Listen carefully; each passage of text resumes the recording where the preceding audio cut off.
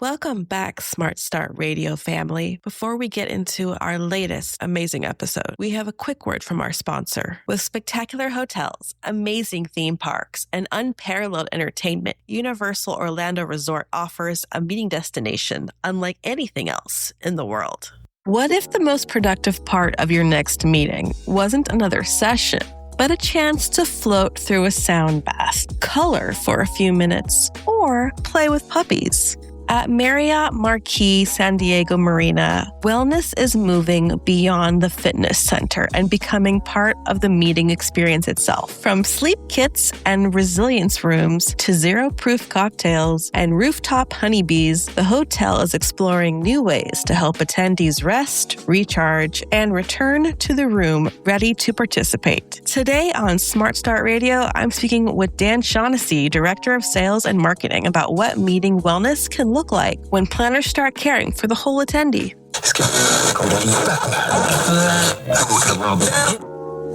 Smart Start Radio, Smart Start Radio.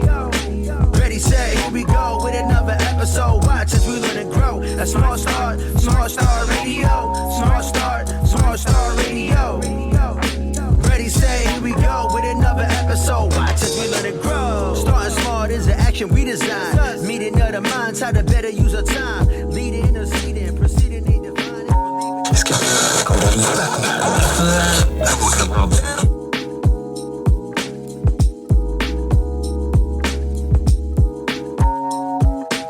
Dan, thank you so much for being here today.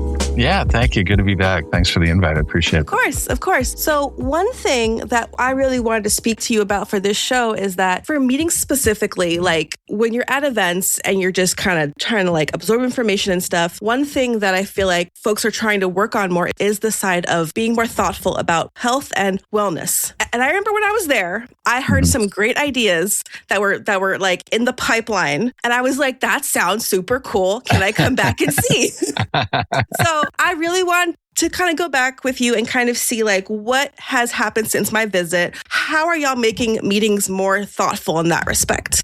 Yeah, sure. It's a great question. I mean, I think it's a trend that, has obviously, been sort of gaining a lot more traction in, let's say the past 5 years. And I think it's continuing to grow. So we're starting to see it being more incorporated into meetings and events. And it's very top of mind for leisure stays too, or even when people are on business stays, outside of the meetings, et cetera. So, I mean, there's a variety of things we do. We have offerings and, we can get into more detail on wherever you want to go, but we have, more offerings, for individual stays, mostly through our amenities program, but we also have, fitness opportunities for them when they're here too. One example, is we're doing a floating sound bath this Saturday. So that's open to all guests. That's the thing. I heard about that. That was really cool. And I was like, I really want to see this. Yeah, I can send you some pictures or video if you'd like. In fact, we just posted a reel about it on Instagram. So if you follow our page at, Marriott, Marquis SD, then you would see the video there promoting the event for this weekend because we just had our first one last month. It was very successful. So now we're doing another one this month and it's almost sold out. So we love it. And we're going to try and do more of those. But then, the obvious ones, we have a very state-of-the-art fitness center. We just renovated all of that, new equipment. So I think that's like a price of entry these days, I feel, for most hotels. They really have to have that. And then I think when we talk about the meetings and events, some of it, you'd have to have a little bit of budget to do some things. Other things the hotel can do for you as part of your programming mostly through F&B. But we could talk about other things too as we continue on, as we've leaned on both the group side, meetings and convention, then we've leaned in on kind of the leisure transient side as well. So why do you think it's so important that you guys have that? Like, as you said, like, yes, people want to like be able to run or use weights or, that kind of stuff, but you guys have kind of expanded that a little bit. So why is that for you guys kind of a focus area like that?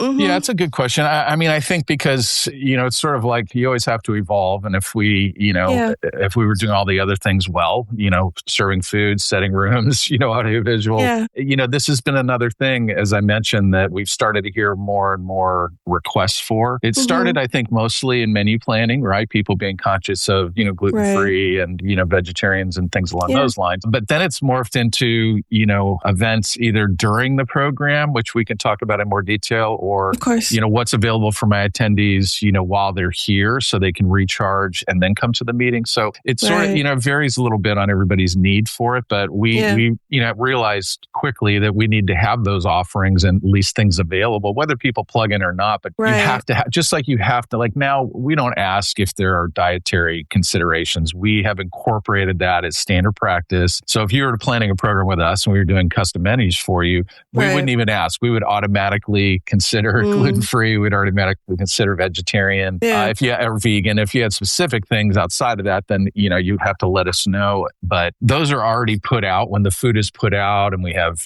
clearly marked signs on what is, gluten-free and what is, vegan or vegetarian. It's just, it has to happen now. It's not, oh, well, if they don't ask for it, we're not putting it out. So that's one significant change that I can tell you 10 years ago was not happening. We would accommodate if it was asked for, but it was not part of the regular chef planning, let's say, when they're working on the menus and events. So that's been a big significant change. And then the other stuff, we want to always stay out in front of these things before we're playing catch up. So we've just tried to stay on trend, maybe get a little ahead of the trends so we're ready when, other things get requested, if that makes sense. No, definitely. Yeah, on that note, the food, I remember specifically, was really good at your event. Oh, thank you very much. I was I just want to come back for the food specifically because it was just so good.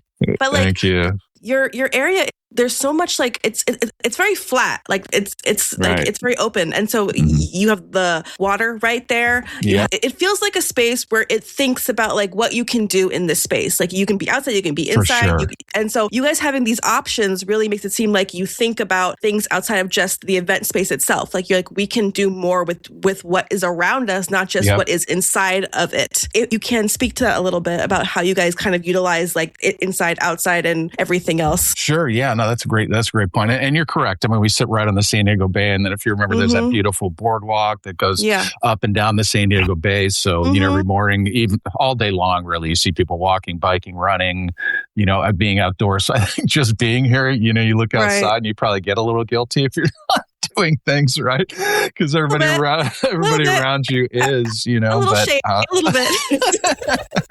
But it's fine. So we try and lean into that. I mean, that's what kind of sort of started some of these other thoughts. I mean, obviously the sound baths are in our pool area, but then we do yoga. We've done yoga classes out on our Marina terrace, which is adjacent to the bay. We have a beautiful terrace up on our third floor, which you've been to. So we're planning another, possible yoga or another type of event up there. And we've talked about, doing maybe a pickleball event up there as well. So I think it's part of Southern California, obviously. It should fit into our brand, I think, in San Diego to have, a lot of wellness options because of the beautiful weather. But it's sort of just the culture here a bit. And so I think we've just, in addition to other, we call them bookable experiences here in the hotel that might be a wine dinner or something, we always make sure that we incorporate, wellness bookable experiences too. And again, the sound bath's a great example of that. We had a roller rink for a couple seasons too, which was really fun. And like I said, we've done yoga and we're looking at a couple other things as well. And then, in the meeting space, there's a ton of stuff you can do, that's inside, if you will. But those are a lot of things we do. Kind of, like I said, our bookable experiences, which you can usually find on our website under experiences. So those, we've incorporated a few wellness activities. So I think it's part of what you said. It's location. And then certainly the weather gives us a great benefit. We're very blessed that we can do stuff almost year round here. Yeah. I think when I was there though, I think I brought the fog, unfortunately. Did you? I think that's my fault a little bit. Just a little bit. I was like, it wasn't bad weather, cloud. It's cloudy. I thought it was usually sunny in San Diego, but I was like, maybe that's my fault, which is totally fine. Like I'm used to it. No, you definitely can get some marine layer here for sure, but it is definitely sunny. It's been hot and sunny this week, last week, and it looks like it's staying that way for a while. Yeah. So when folks are hosting events, do they ask about like what you guys have to offer for like wellness? Like, is that like usually like one of the things they inquire about? Like, how does that usually work with like, okay, yes, we have the event, but what else can we do besides that? Like how much of that is involved in that process? Yeah, it's a good good question. I mean, I think it varies. Some do.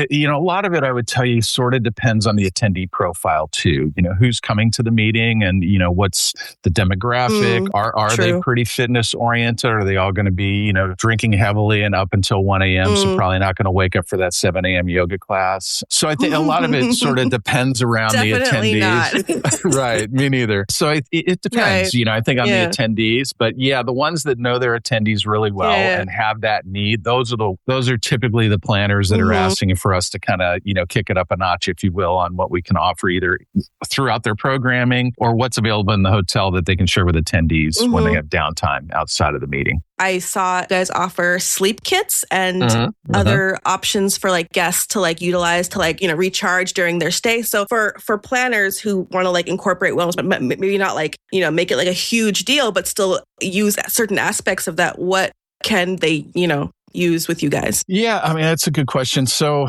I think, if you follow any health coach or fitness advisor, obviously they say that sleep is, top of the list, for a healthy lifestyle and it helps body recover and recharge the brain. It clears your mental state, all that fun stuff. So, so we have a few things as for individual purchase. We have, sleep kits that have a few nice amenities that help you kind of, go to bed better. You can think eye mask and, nice scents and things like that. So that's part of it. I mean, I think, during the day, it's obviously not time they want people sleeping, but they can provide other things just to help them sort of, get some downtime or quiet zone. But I think, if a meeting planner is coming in, I mean, what they could do is something similar to what we do. If they want to buy it for the broad audience, maybe it's part of their welcome kit, or maybe if, I know events will have like a little store that attendees can come and grab a few things before the event kicks off. I would highly encourage to have those things. Right. I think they're much more appealing to attendees than maybe people think these days. But if you have anything that helps them when they're in the hotel sleep, because a lot of people don't sleep great in a hotel, even if they're good sleepers, that's probably the easiest point. I don't know that there's anything sort of during the event that would,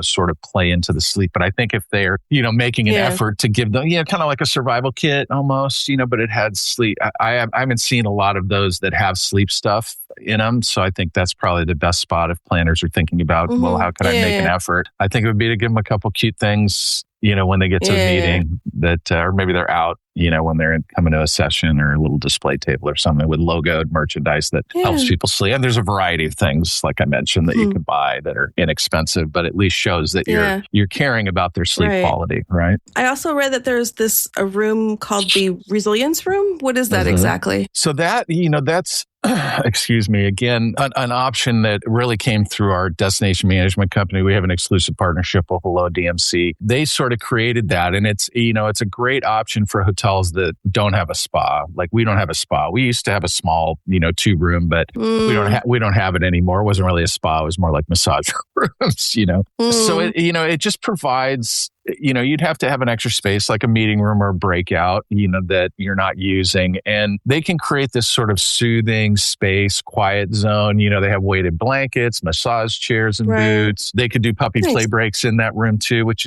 people love those. Other things, coloring tables, they have like bath salts and bars you can grab in there too. And then they can kick it up with other options and make it as robust as you want. If you want red light therapy or, acupressure or, a person giving you a chair massage, they can incorporate those things too. But I like even the base concept because it's sort of open to everybody. So even if, someone who, might be sensitive, to a lot of time around people and just needs a time out, right? And they, they don't have time to go back to their guest room, but this resilience room is really close and they can just go in, put on some headphones and chill out for a minute. Right. I love that. I love it for that reason. So I think, that's what the resilience room is. It's basically a sort of combo between a spa. It's not a spa, but it's spa-like, sort of like a waiting room in a spa, if you will. If you go to a really high-end spa, a lot of them have those things in their waiting room. They'll have weighted blankets and they'll have headphones and massage chairs. So it's sort of like it's basically building that out during your program so that people can go in there when they just need some time out. Right. I do want to circle back about the puppies that you mentioned just a second ago.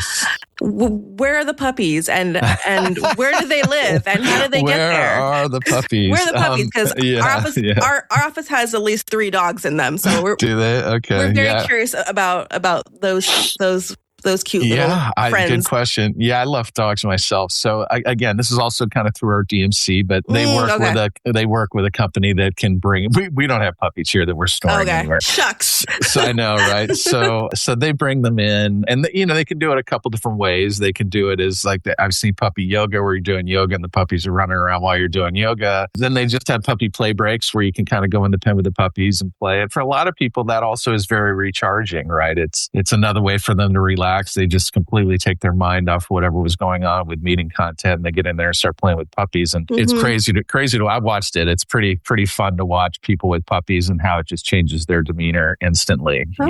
So it's another. So I know it doesn't sound like a relaxation thing, but it kind of is for a lot of people. Just like people need service dogs, right? More for mental and emotional sort of reasons than physical. So no, that's really real, because whenever our dogs are in the office running around, it's just like, it's like the dog is here. We all have to focus on the dog and like take a little mental break. So it's like I get that exactly.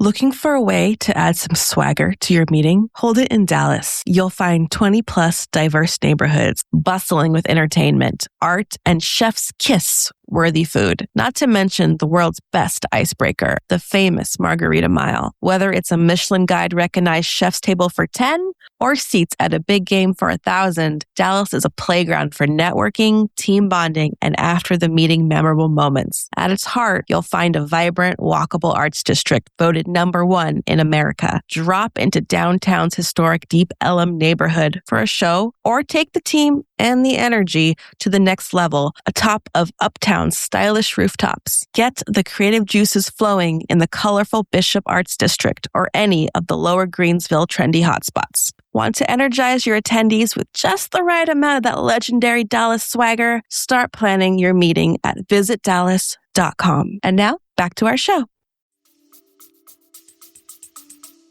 It's important. But so for the event side of things, is that where they usually come in, or they just kind of like whenever you guys kind of schedule them to come in, or is that like what? No, we schedule it on demand. Usually? Yeah, we schedule on demand. So we'll make it as if they're looking for fun things to do to kind of kick up a AM or PM break, or they want to have some period prior to the meeting, then we'll typically set it up that way again through our destination management company. Okay. So you also offer coloring tables? Yeah, coloring stations. I love that, by the way.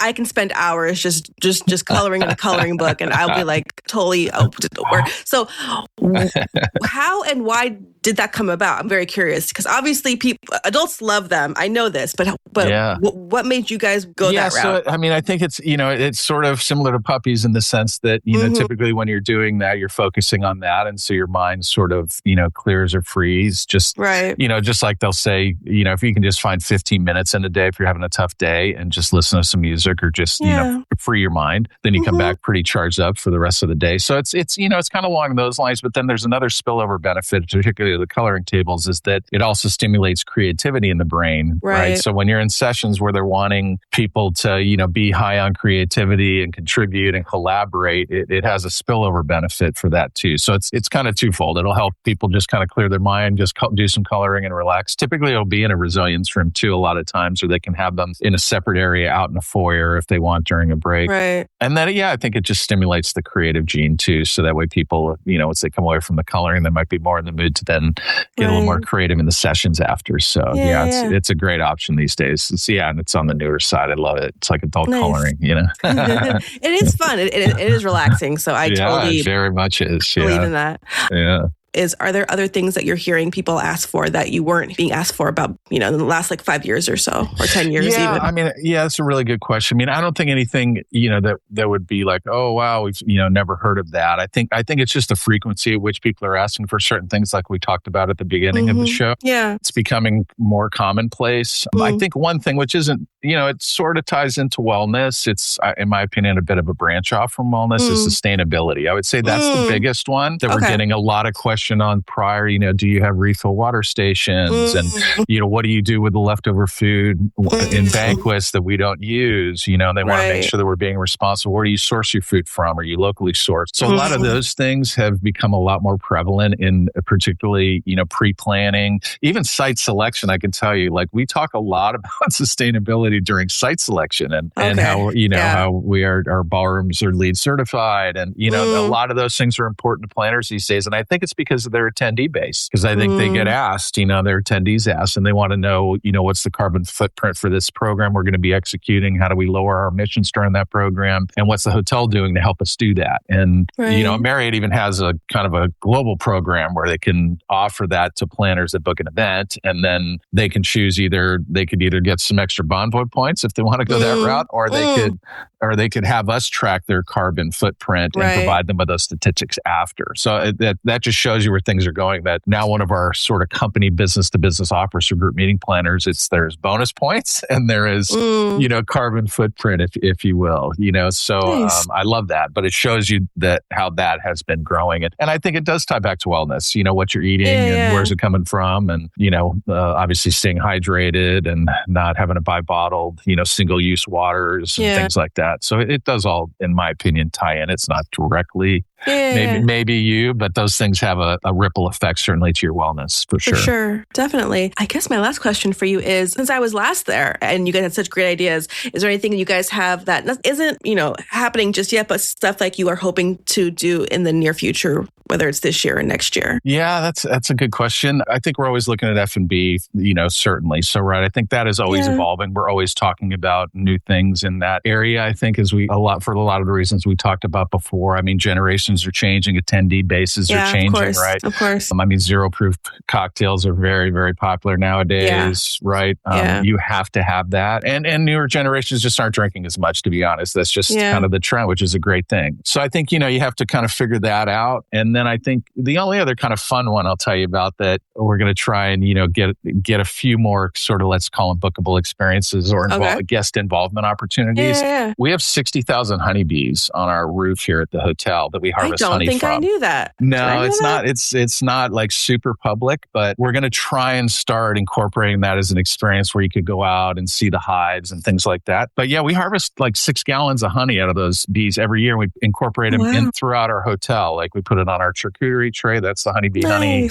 We have a honey walnut shrimp, a honey salmon. So there's a lot of ways we're kind of incorporating that. At one point, we even had a beer that was, honey infused from our bees. So I think we're going to try and expand that program a little bit. It's kind of been, no pun intended, but laying dormant for a little while, and we're really excited to try and, maybe see what else we can do with that. We care for the bees and they're well taken care of up on our roof. And like I said, we get the 6 gallons every year, put it into our food and beverage programming where we can. But I'm excited to do more. Like if you could go up on our roof, put on a bee suit and, go out there and, check it out. That'd be kind of fun, or extract some honey. So we're going to try and see if we can, kind of get some. Yeah, it would be fun. So that's probably one thing we're going to do this year. That's a little unusual that most hotels don't have. So to just to go back a minute, when I was at your venue, the mocktails were really good. I really enjoyed the mocktails. I was like, this tastes amazing, and I'm feeling really happy right now. Yeah. Is there anything I didn't ask you that you want to add that is relevant to our conversation, or you want to share with our Smart Meetings universe? I think, and this isn't a new concept, but I don't know, we touched on it just briefly, but I think, we're finding more and more that, if the attendee profile is really broad for a program coming in, I think anybody that's neurosensitive, you have to kind of plan for, right? Yeah. And there's a lot on the pre-planning side through communication and how you're communicating and, giving those opportunities a little bit differently than you would just a broad audience like you used to do in the past. And I think in your programming, having quiet rooms and places where they can go, or, sometimes a live streaming option if they want to stay engaged, but can't be with the general group, then so that would probably be, again, it's a newer sort of focus area, but it's not going to be new to most that hear this, but we are seeing a little bit more of that starting to trend too. And I think it's highly important, it's accommodating every attendee, just like the F&B programming with gluten-free and vegan, right? It's how do you make sure that your program experience is inclusive of everybody and that they have a really great experience in the best way that they can. So that's probably the only piece I would just, put on the list, if you will, for well-being, for folks who want to host their event with you or are curious about hosting an event with you guys, where can they find you online or anywhere in the multiverse of the internet? I mean, easiest URL is San Diego Marquis.com. You can go there. There's a meetings page. You can submit requests through there. I mean, you can also just call the hotel directly. Certainly, if you like, ask for the sales department, and we'd be happy to assist as well. But yeah, thanks, Eming. Awesome. Thank you so much, Dan. I really appreciate you being on the show today. Yeah, my pleasure. Always a pleasure. Good to see you. A small star radio, small star radio. Ready, set, here we go with another episode. Watch as we learn and grow. A small star radio, small star radio. Ready, set, here we go with another episode. Watch as we learn and grow. Starting smart is the action we design. Meeting other minds, how to better use our time. Leading, interceding, proceeding, they divine. It's believing, they conceding, so it goes on over. You've been listening to Smart Start Radio, a Smart Meetings production. Interested in being our next guest? Connect with us at editor@smartmeetings.com.